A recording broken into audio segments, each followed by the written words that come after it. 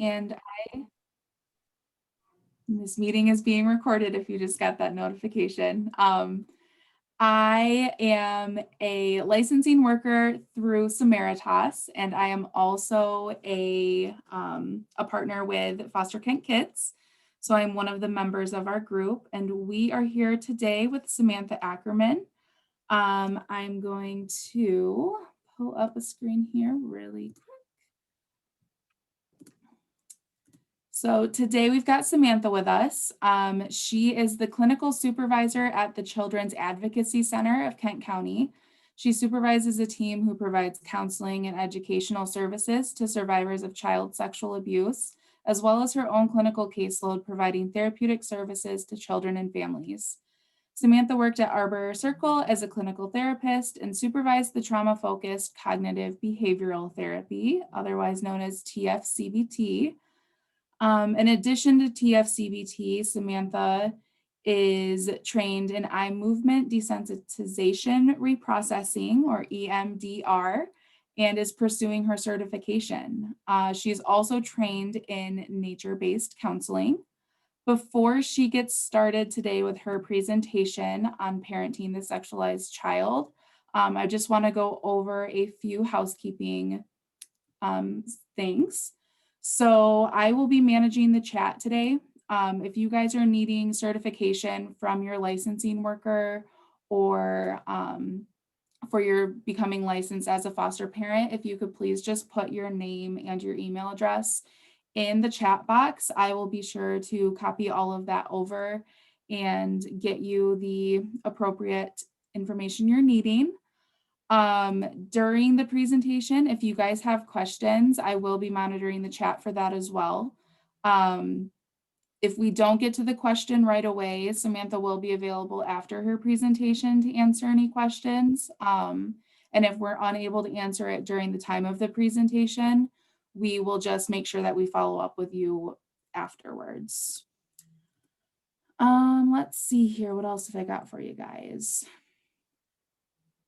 I think that is everything I have for housekeeping, unless Felicia, my counterpart, has any additional things to add. Otherwise, we can get. Yeah, I would just say that, like Rachel said, the training today is going to be recorded. It's the fourth training that we've hosted during National Foster Care Awareness Month. And so we've been doing this weekly. If you haven't been able to join us for our previous trainings every Wednesday in May, feel free to head over to our website, fosterkids.care.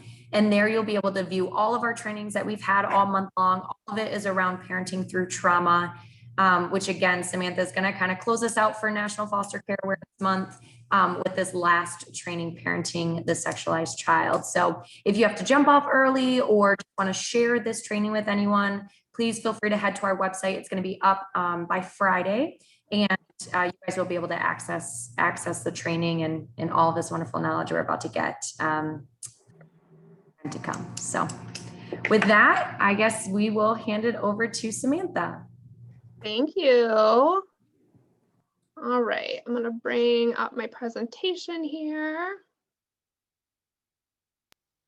So, all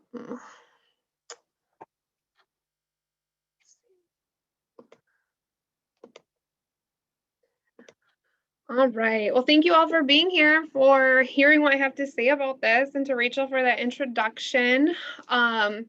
I'm going to talk a little bit to start about the Children's Advocacy Center and what we do here, just so there's a good understanding of our role in the community.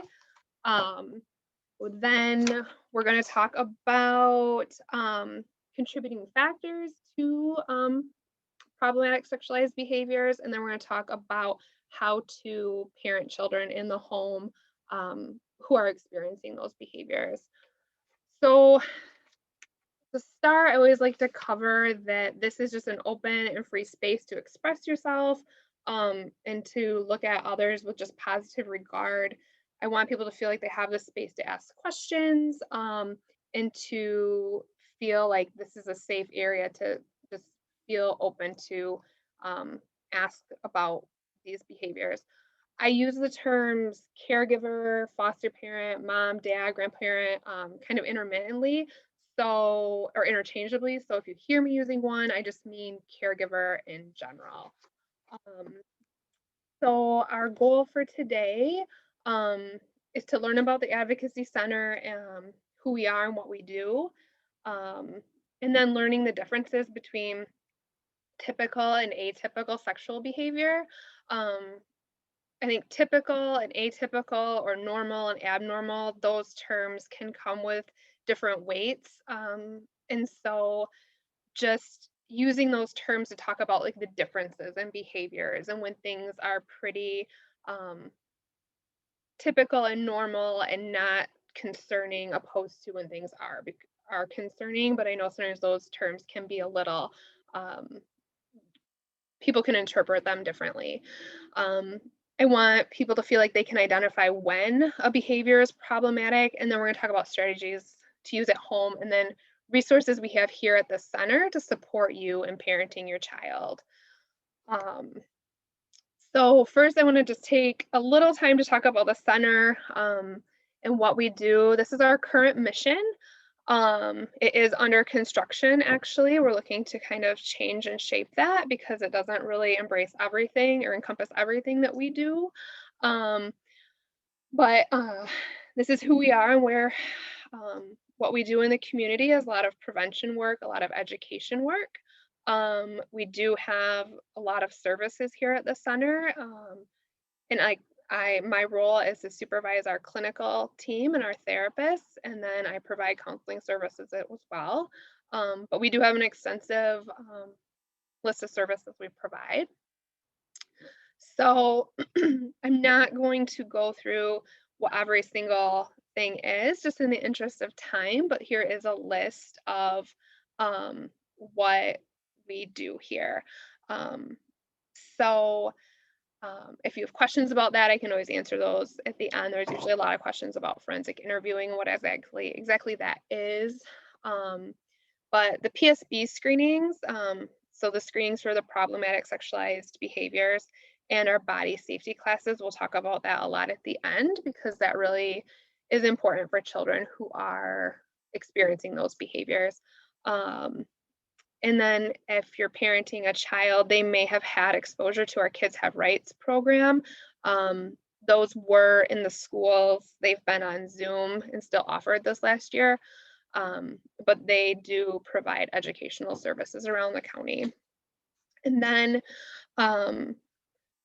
the picture there, that's our therapy dog. That's JC. She knows all kinds of cool tricks. She's actually part of the K9 unit for law enforcement.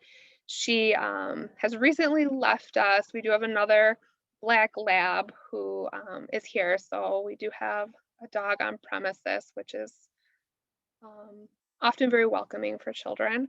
And, you know, it's nice for adults too. So those are our services. We do have a brief YouTube video about Chief Haggerty, who is very humbly will say he is not the reason there's a CAC, but he actually is the reason. So Rachel's going to play that for us a moment, and then I'll get back into the presentation. Yeah, for sure. So just a trick of the trade here, if you guys are on video, if you could just take your video off while we're playing the video, that sometimes helps with just streaming it over Zoom. So I will share my screen here and play this video.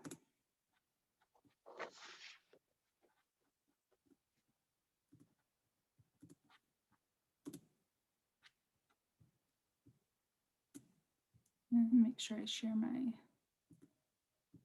sound.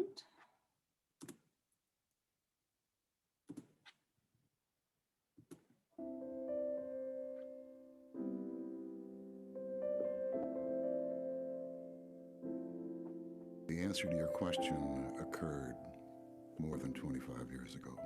I was walking through a crowd in the lobby of the Hall of Justice. Out of nowhere, I spot a girl, a young girl, near the wall in the lobby. Her hair was wet from the rain outside. She apparently had taken the bus from where she lived to the Hall of Justice. to the police department. Her face was dirty, combining tears with dirt, and she was wearing a yellow dress. So I stopped. I went over and told her that I worked in the police department. And could I help her? The tears started rolling down her face. And I said, tell me the reason you need help. I need help because the man hurt me.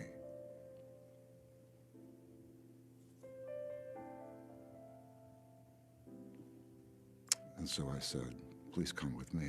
And we started walking out of the lobby, down the hallway, and she grabbed my hand.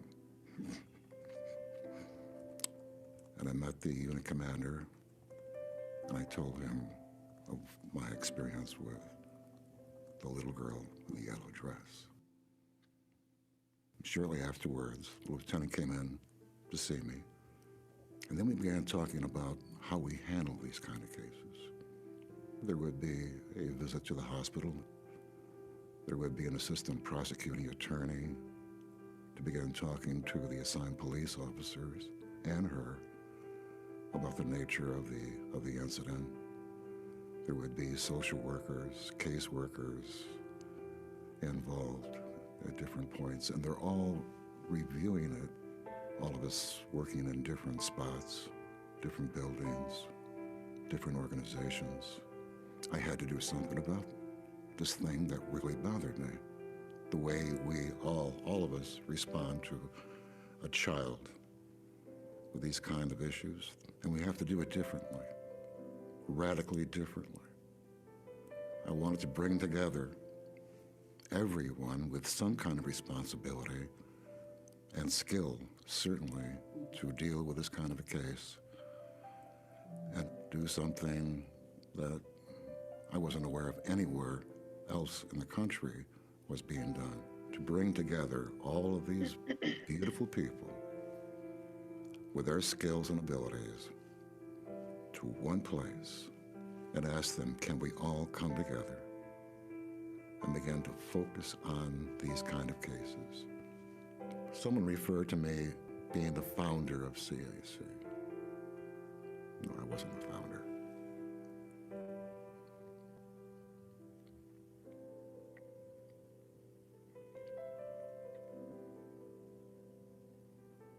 It was a little girl in a yellow dress.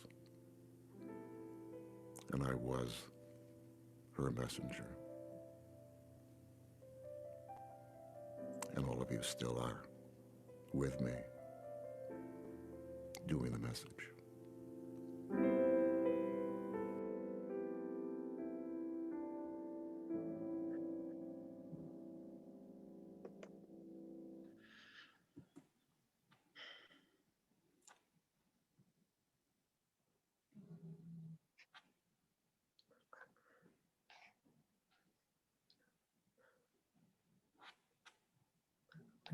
Am I back, Rachel?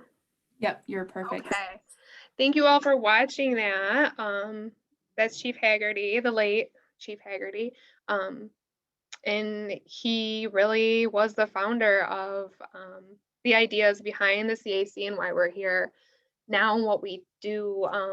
So children, if there's a report of child sexual abuse, there's a concern, a child is able to now come to the center and receive a forensic interview and receive services here starting at that point. So we have law enforcement on staff, we have CPS on staff. Instead of a child having to go to multiple places, they're able to come here and receive pretty much all the services they would need, which was his vision and his goal. And that's where I am and what I do. And so I appreciate everyone listening to that. Oh, there we go. So moving into the presentation, a little moving past like what we do at the center, but I appreciate everyone kind of learning about us. One of the really important things to remember when it comes to children who have sexualized behavior is that children who offend, children who act out, they're still children. I think it's very easy to make a shift into becoming punitive or to want to view them differently. But we have to remember, like, they are still children. They're still developing. They still have the cognitive abilities of a child. And so we still need to view them through that lens. That's important because we remember we have to look at them that way. We also have to treat them that way. A child who offends is still a child.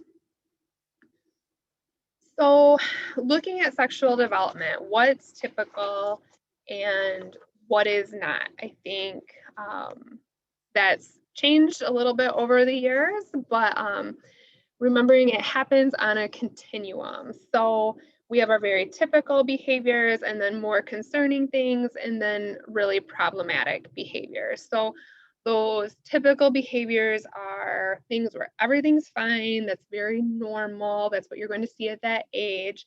When things become concerning, it's looking at, can this behavior can it be redirected? And I'll monitor it. And then a problematic behavior is, there needs to be interventions, there needs to be redirection, and there needs to be ongoing supervision. So looking at that continuum, on the left, we have very normative sexual play, and then on the right, when they become problematic. So going through normative sexual play, it's spontaneous and intermittent. You're going to see it between children who have a lot of similarities. So what's really important to think about when it comes to sexual behavior, and one of the things you're really going to look for if it's problematic is if there's a big difference between the children, and that difference can be age, that difference can be cognitive development, that difference can be size. It's not always a direct concern, but it's definitely something to be very thoughtful about. So looking on the left, here's that list. I don't want to just read through them all, but those are things that are very normal across all ages.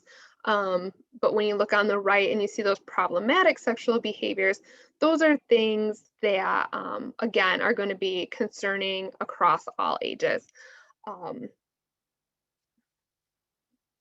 The other piece of it, sorry, I wanted to make sure I didn't miss anything, is looking at the intent behind a behavior. So even if a child's doing something that might be problematic or it might be concerning, if they don't have a negative intent, if they think that they're being silly or funny, we can redirect that too. So here's just a nice graph for is that a graph? No, I guess it's kind of a box or something. But anyway, here's this tells us about typical sexual development. So again, if you're seeing a behavior between children and you're concerned, looking at these to see, how often is it happening? Is it intermittent? Is it exploratory? Are the children similar in age or development level? All these things are really keys to knowing if it should be concerning or not concerning to you. Being able to be open and to talk about those things with children is really important as well. So if you have those open lines of communication in your home and you can kind of talk to them and figure out like where this behavior is coming from, that's going to help too. So I broke behaviors down kind of by age. So we're going to work through those. Behaviors by ages 0 to 5. I think that's a hard one because 0 to 5 is such a huge range and such a large, it's, there's so much development that happens between 0 and 5. So you're going to know the children you're parenting, but at the same time, like there's so much between 0 and 5 that you can kind of see some similarities between. But appropriate behavior is, touching and rubbing their own genitals or looking at private parts in public. And that's looking at other people. So it could be siblings, it could be parents, it could be showing their own private parts just because they're new and they're different and they're interesting. Attempting to see others naked. Again, there's just that very innocent curiosity around bodies. But when you start seeing a child who's hurting themselves, or they have knowledge of very specific sexual acts, or they're using explicit language around their private parts, that's when it becomes concerning, and they've probably been exposed to something. um, and engaging other children in a sexual way is always concerning. Um, but if it's done in a more innocent way, so like we've heard the term like playing doctor, right? They're just mimicking something they've seen or experienced. Children go to the doctor, children see parents go on dates, children see relationships. Mimicking all that typically is very normal. That's just imagination and play. But when you see some of those things on the uncommon side, that's when we need to be concerned. Um, Here's the same breakdown, but for children ages 6 to 8. You're going to see a change in them wanting privacy. They might be asking for that. And they might be, again, still touching themselves, but it's less exploratory, maybe more soothing. Um, and they're going to still be mimicking some of that behavior, those dating behaviors, things like that. Uncommon behaviors, again, if they're doing any sort of sexual behavior in public, and knowing just age inappropriate things. So the adult-like sexual interactions. And at any point, if they're using force toward others, that's always concerning. Across the ages, if a child is using any sort of sexual acting out as in a coercive or malicious way, that's always concerning. If a child is showing their genitals or flashing something and they think it's really funny, that can be typical, that can be normal, that can be redirected. But if they're doing it to make someone uncomfortable or to coerce someone else, that's when it becomes concerning. I try not to talk about my own family too much because my children are probably getting to the age where at some point they're gonna want me to stop. But our children are 17, 8, and 4. And my 4-year-old, this was just happening like a week ago. Every time my son would swing, she would like lift up her dress and thought that was just the funniest thing in the world. But it was just very funny. So he's 17. He was like, that's not cool. Like, and he told her to stop, and then she did. So she could take that redirection, but she just thought she was being really funny with it, because she's 4 and that's funny stuff to her. So you see there, like there's that age difference, but the older one knows like that's inappropriate. He redirected her not to do it. She's being funny and silly with it, and then everyone's fine. And then behaviors for ages 9 to 12. Again, what's appropriate and what's not. And again, these ages can be difficult. 9 to 12, there's so much developmental difference that happens from 9 to 12. And you can have a 12-year-old who's very immature and a 12-year-old who's very mature. And so you start seeing those like middle school differences in kids. So you know your child best, you know the children you're taking care of best. If it seems like all of a sudden they've really had a big shift in how they're behaving, or they develop a new behavior, thinking about where is that coming from? Is that typical, or does it feel like they look like they've been exposed to something? So those are the breakdowns of behaviors. So asking yourself, at what point should I be concerned? What are the signs? I have this that I hope is really helpful. So PSB is like, these are the red flags. So when you start seeing these things across the ages, this is when it becomes concerning. So if it's self-directed or targeting others, so like that's that piece where I'm exposing myself or I'm doing something sexual to make someone else uncomfortable. If it's associated with strong emotions, so if you're trying to redirect a child to not touch their genitals and they're becoming very angry or very upset, that seems like an overreaction, and what's driving that behavior. If it's evident through normal activities, so kind of across the board, you have a child who's engaging in a sexual acting out behavior, and it's happening at home during dinner, it's happening at a sibling's sports practice, it's happening at school. Why is it happening so frequently? Is there something going on with that? A big one too is down at the bottom. You'll see it interferes with their social or emotional development. Other kids don't want to be around them because of this behavior, or it's interfering with their ability to be in a classroom. If it's occurring so frequently, they're not able to engage in typical behaviors. Any one of these can somewhat be concerning, but when you start seeing many of them, that's when we really want to be asking ourselves, what's causing this? What's motivating this? Those are the big questions to ask yourself again. Like, the behavior is problematic, but what's causing it? Why is the child doing it? Are they looking for a reaction from someone? So they're just doing whatever they can to get a reaction. And we know sexualized behaviors typically get a bigger reaction from people. Or what's motivating this? They want attention, or do they want to make people uncomfortable? So those are the big things we really want to be aware of. So when it comes to inappropriate sexual behaviors, when it comes to problematic sexualized behaviors, once they become problematic, we can break them down into these three categories. Is it inappropriate? Is it intrusive? Or is it aggressive? Because once they're broken down into these smaller categories, we can kind of determine, okay, what's the cause of it and how do we address it? So really knowing those things helps us to treat the child and helps us to understand what other areas we can build up to hopefully decrease these behaviors.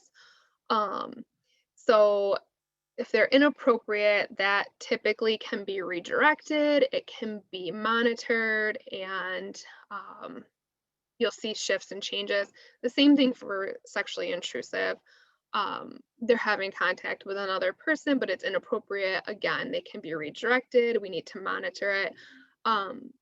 Sexually aggressive is when it becomes more difficult because you're really putting others in potential harm. And so that's when it really needs to be monitored. Safety plans need to be in place for all of these, but especially with the aggressive piece.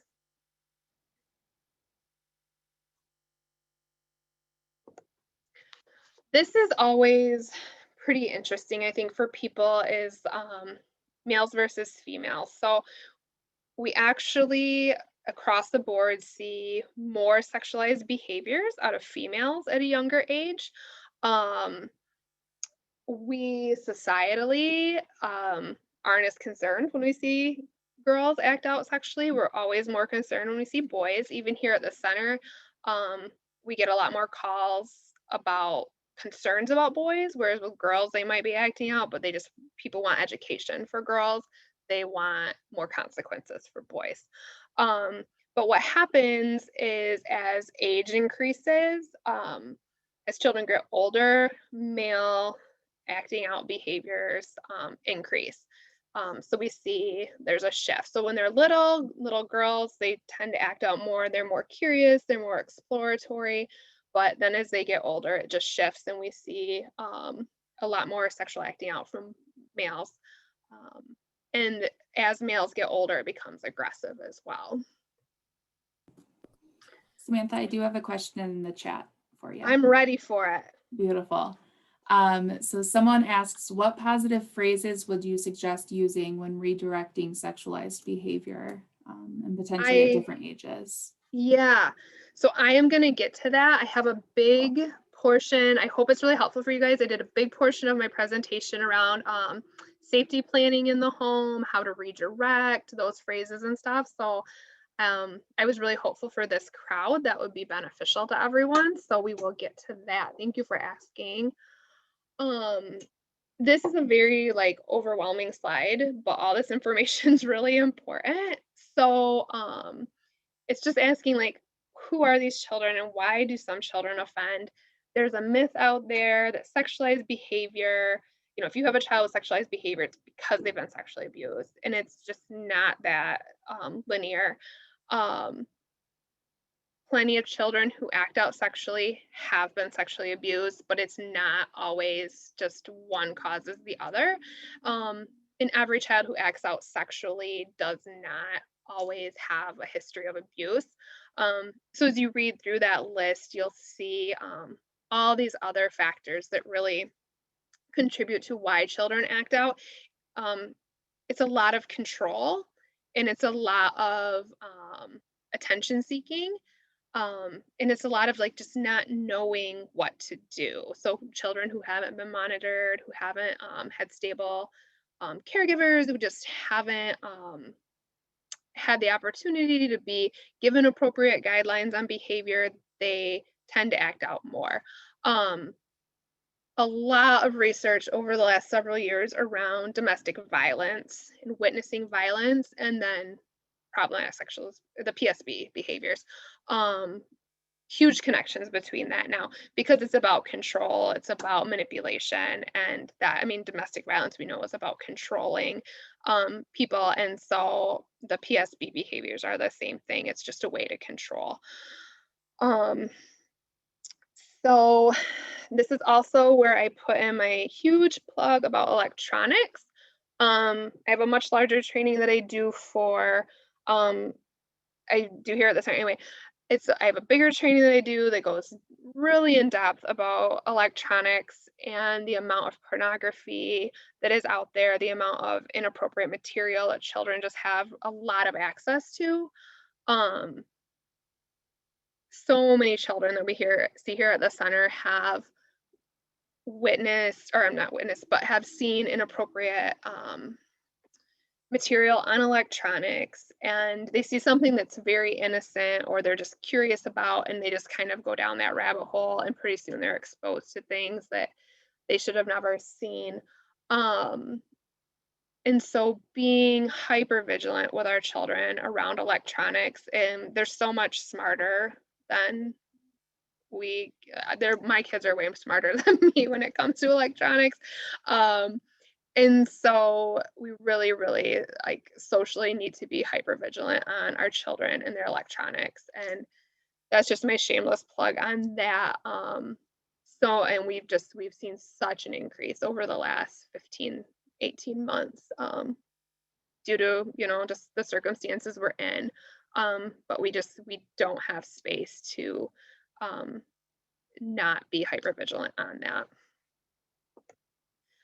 This is a great visual of where you're going to see the PSB behavior, or the PSBs start coming out more. So you see like the modeling of sexuality, their vulnerabilities and family adversity, and coercion, like all those areas contribute to why a child might act out sexually. And so when they start overlapping, we start seeing those problematic sexualized behaviors. So I just think that's a great visual for where those things start happening and why different things contribute to the behaviors. Okay, so you've heard me talk about things that are typical and atypical and normal and not normal, and you're feeling concerned. So what can you do at home to deal with your kiddos? How to respond and how to redirect. So I'm going to talk a lot more in this section about shame. I'll get more into shame. I don't know if I'm a social worker. We love Brene Brown, but she talks a lot about shame and guilt. But it's very important because shame is not helpful. We cannot shame children who have these behaviors. We really shouldn't shame anyone. But what we see is a child is acting out, they have inappropriate sexual behavior. We shame them, we make them feel bad, thinking because they'll feel bad, they'll change. And instead, they just go underground with the behaviors. They become more secretive, and they adapt to hiding the behaviors, and then the behaviors just get worse.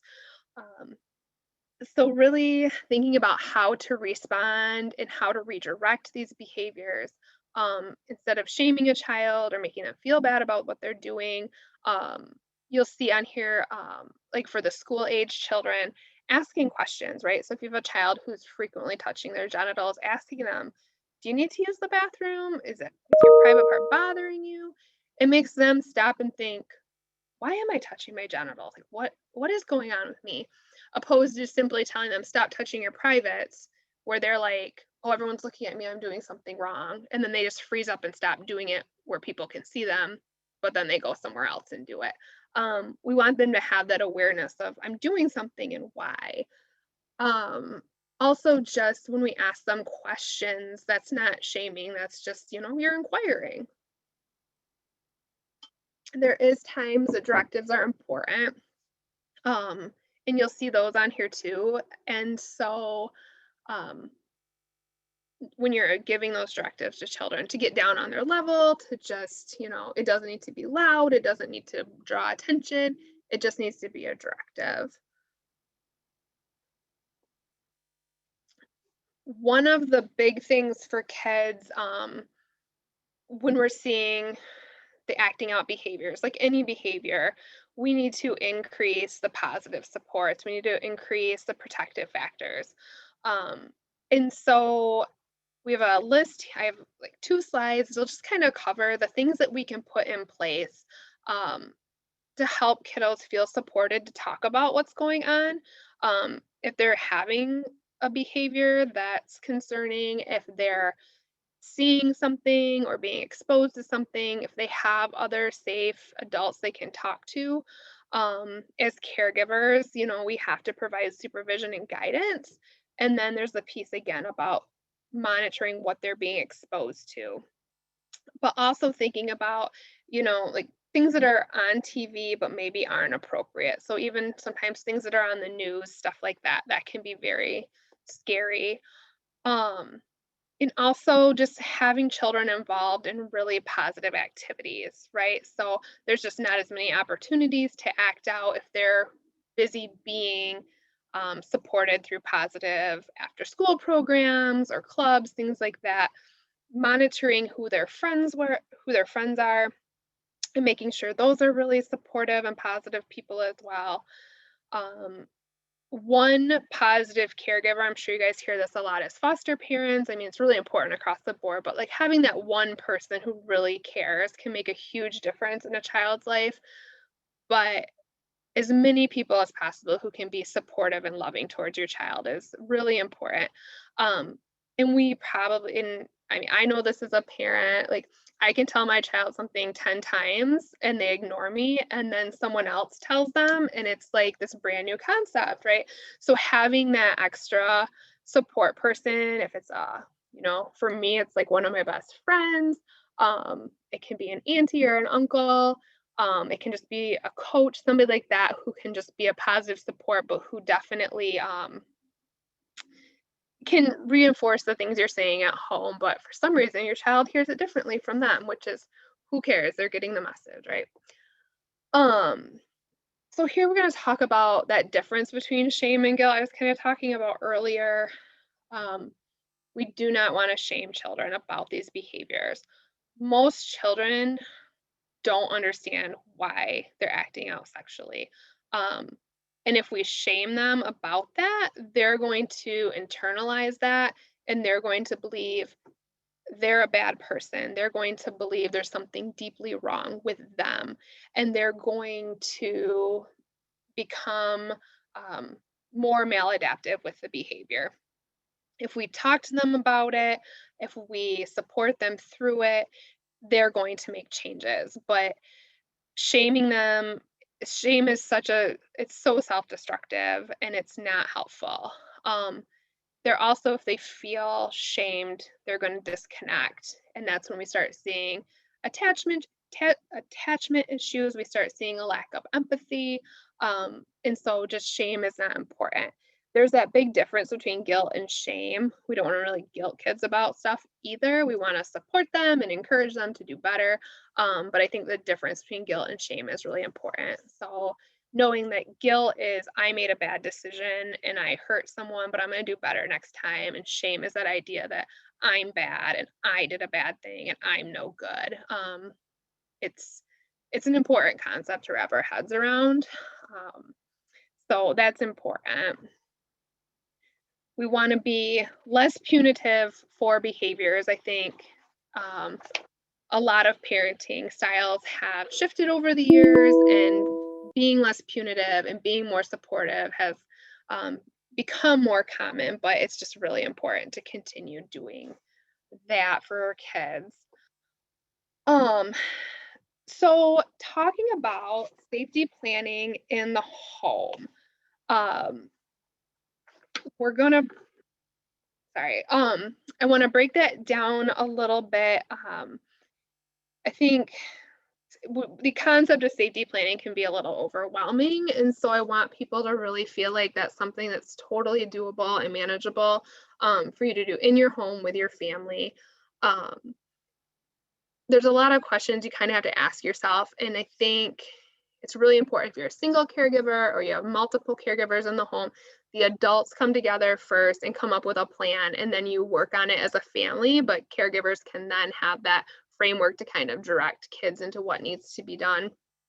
But it's important that a safety plan has everyone in the family involved. And so I'm going to have some ideas later on things you can put into the safety plan, but it's really important that everyone in the family is included. So we don't have anyone feeling like we have to have this whole plan and we all have to follow these rules because, you know, this child did these things. It can be presented as a way for everyone in the home to have a responsibility. Sometimes we get very ingrained in our ways and we're used to the way our family operates and runs. And sometimes to make a safety plan effective, we have to think outside of our normal and typical ways. You know, just because we've always done something some way, it seems simple, and changing it can be hard. But when it comes to safety, we have to be a little creative in how we're thinking. And presenting the plan in a way that's supportive and positive. So once you have the plan in place, again, you need to let the kids know that, you know, this is to keep everyone safe. This is so everyone can feel comfortable and have safe boundaries and feel positive and okay here in the home. As caregivers, we have to remember children are looking up to us. We are the role models. So the plan has to be followed at all times. If we put a plan in place and then we're varying from time to time, then the kids aren't going to follow it either. They're going to say, oh, mom and dad, you know, most of the time, but sometimes they don't. In those moments that it's not followed or when there's opportunities for something negative to occur, I think it's really important to have everyone sign the plan, even if you have a 3 or 4-year-old who can just scribble with a crayon. There's still some symbolism in, okay, we all made an agreement. We all are going to sign this. And once you implement a safety plan, have a check-in meeting, you know, a week later to see if it's working or not working. Just because you come up with a plan and you think it's going to be great, like things change. How you think it's going to work doesn't work. You might find out you overdid it or underdid it, and that's okay to just have to make those changes.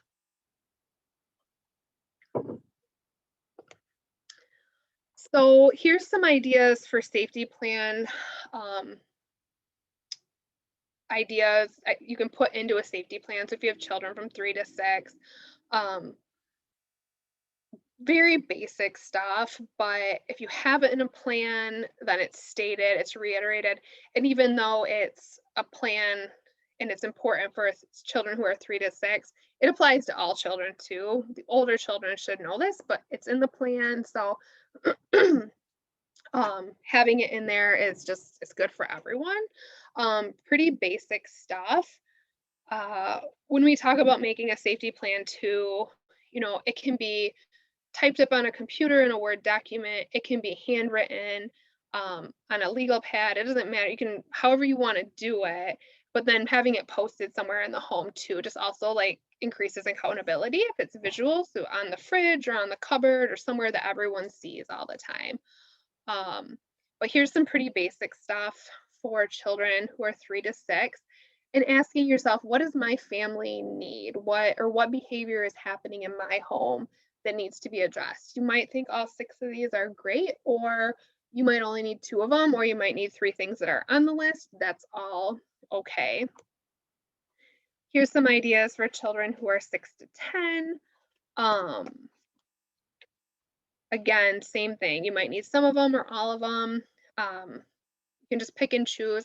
I was going to ask, I'll ask the hosts when we're done, or I can provide them with the PowerPoint so they can send that out. Or if people can email me, I can send you this information, because there's some other pieces on here that I think will be, I hope are helpful to people to have to, that you can use to create safety plans if you need them, or some of those like red flag things we talked about earlier, to have that as a reference. One thing that can be very different between families is self-touching, can be masturbation. Culturally, I know this is very different from home to home. And so I know when I was a home-based therapist, I had a family I worked with where I had a client who was very horrifically abused for about 10 years. And she went into a foster home, and their family felt very strongly about self-touch, and that did not feel that was appropriate and did not feel that was acceptable in their home. And she was a child that had used that as a soothing method for a very long time. And so it's difficult. You have to respect what's happening in the home, but you also have to respect what a child uses to cope. And so hopefully trying to find some middle ground on that. So when I talk about this, I respect that every family has a different view on it and different levels of acceptability.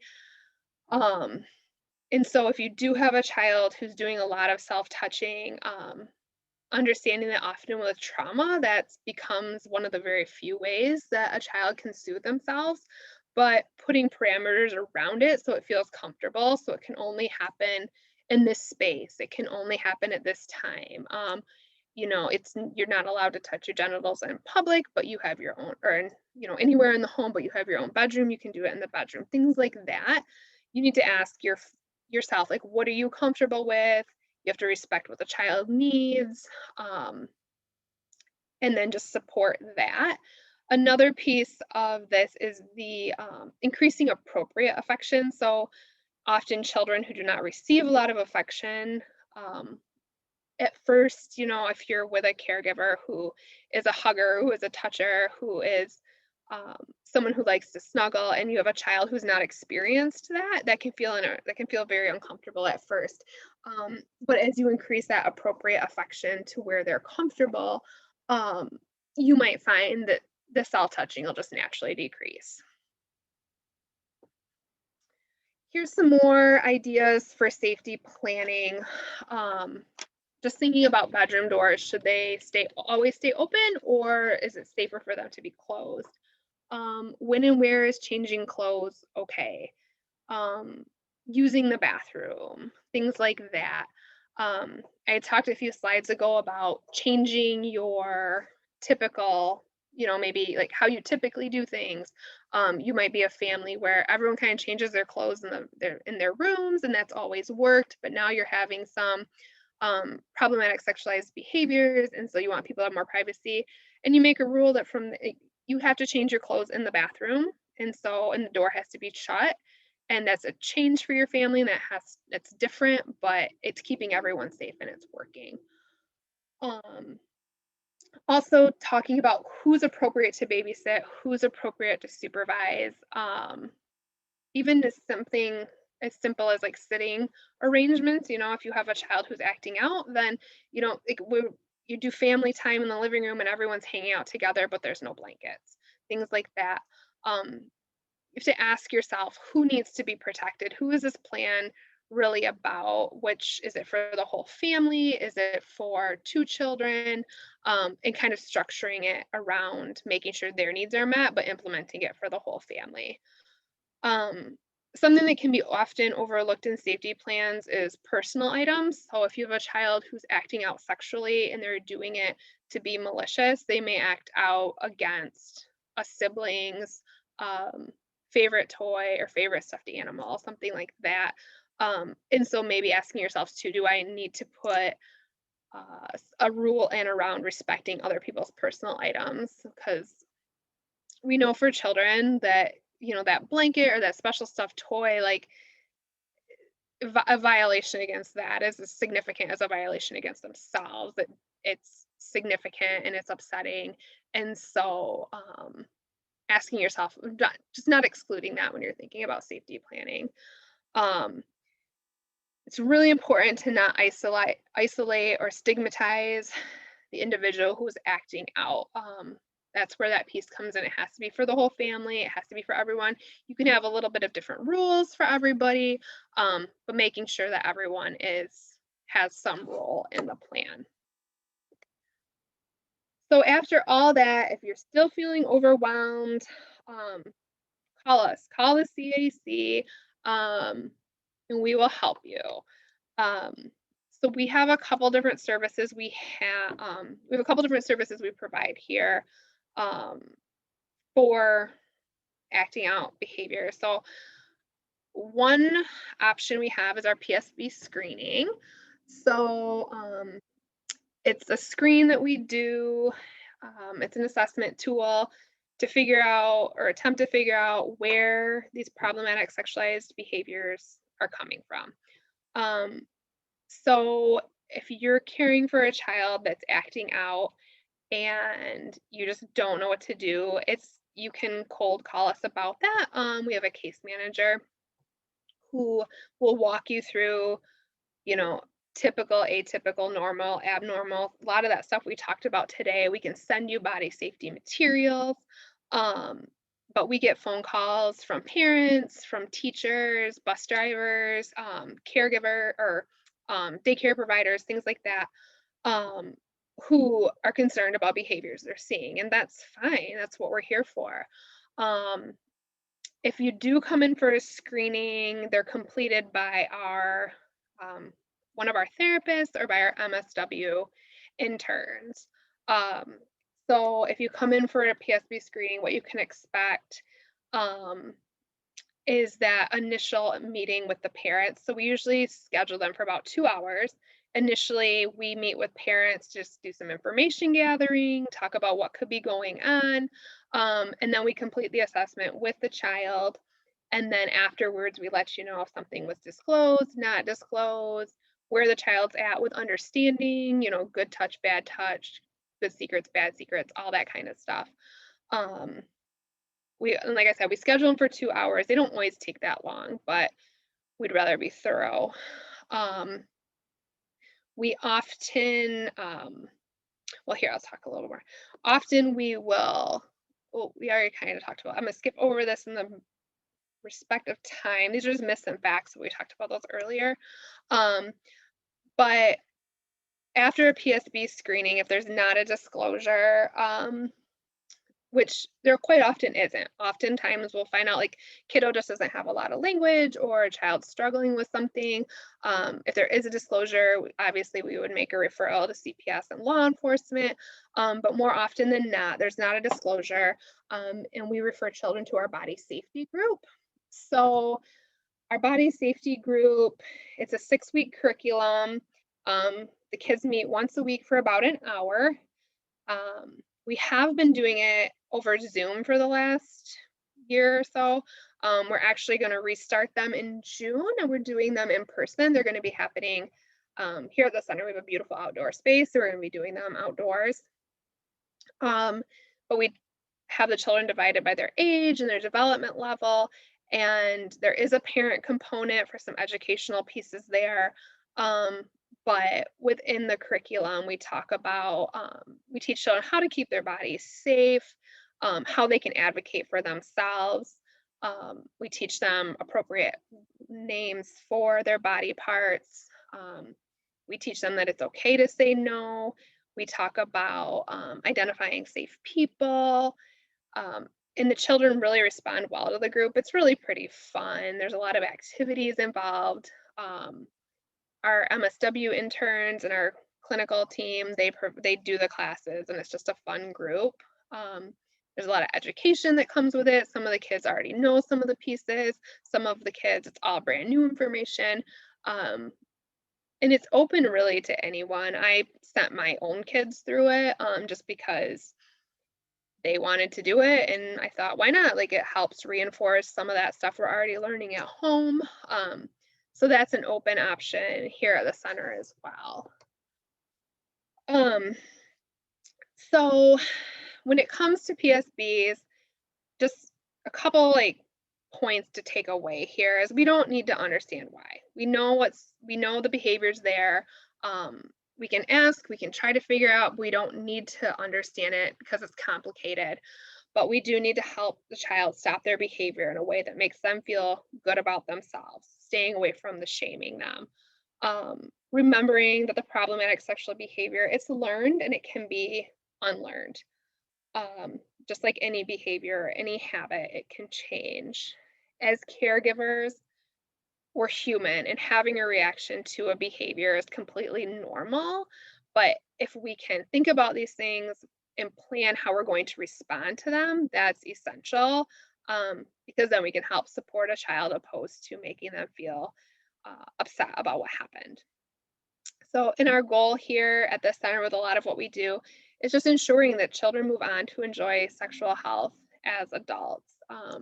We want to make sure that they understand how to be appropriate and how to grow and mature in a way that's healthy and to become healthy, happy adults. So that's what I've got. If anyone has any questions, I'm happy to answer those. I will plug that we would love for everyone to follow us on Facebook and Instagram. We post a lot of Mindfulness Monday things and Tidbit Tuesdays, different trainings we provide here at the center, and just different opportunities and things. So that's what I have. Thank you for listening. I know we're getting here at 12:30, but there are a couple questions in the chat. Yeah. So yeah, invite people to stick around for those. So the first question I have here for you, Samantha, is someone asked, we have a 4-year-old foster daughter with a safety plan that requires supervision at all times. However, we witnessed her trying to insert a hair headband into her privates at bedtime when she was alone in her bedroom. Obviously a safety concern. How should we approach this with her? Yeah, so I would say redirecting her that, that's really dangerous. She could get hurt. It's really important that she keep her body safe, and that putting, objects into her body, that's not a good way to keep her body safe. We care about you. We want you to be healthy. And so you can't do that.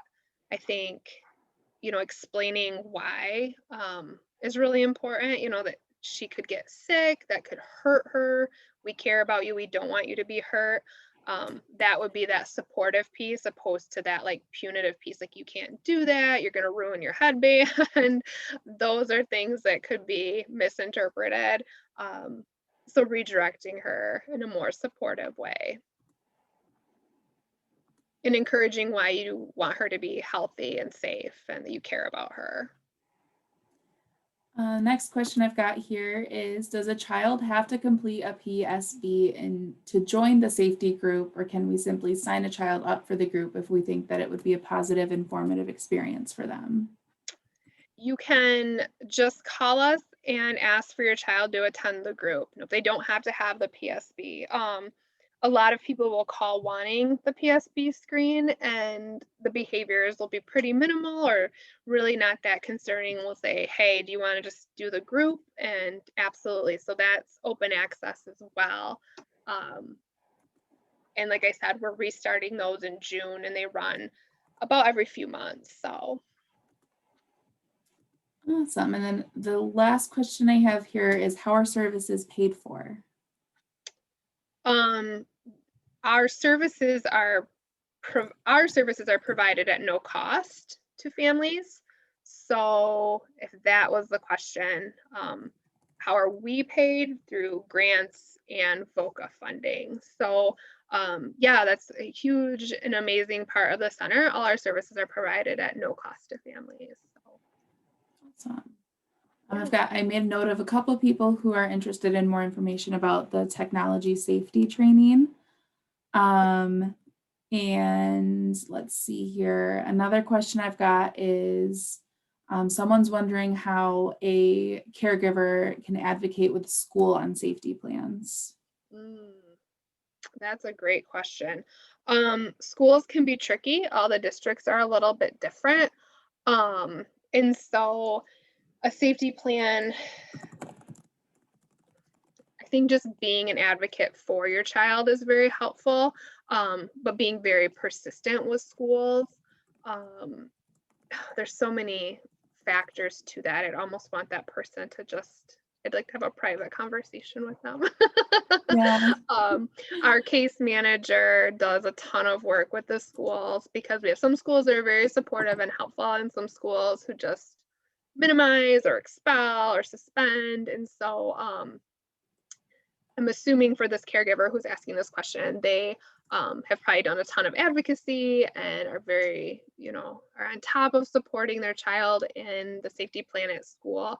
But sometimes you need that extra nudge from a professional, so a foster care worker or a therapist or somebody like that, to just be able to give you that extra support and encouragement for the school needs that. Sure. We've got another one here saying, do you have a recommendation for similar resources or services for adolescents and teens? So the problematic sexualized behaviors are really for 10 and under. So I don't have anything that we do for teens. That's actually something we've been working on. Our Kids Have Rights program has some materials for older kids. And then the name is the Adolescent Sex Offender Treatment Program, which is through the Kent County courts. And even though it's labeled for offenders, if you look up ASOTP, they just have a lot of information and resources for teens and safety for kids who are older. Beautiful. We've got lots of people interested in the information on technology training, so we'll definitely have to connect with you for that.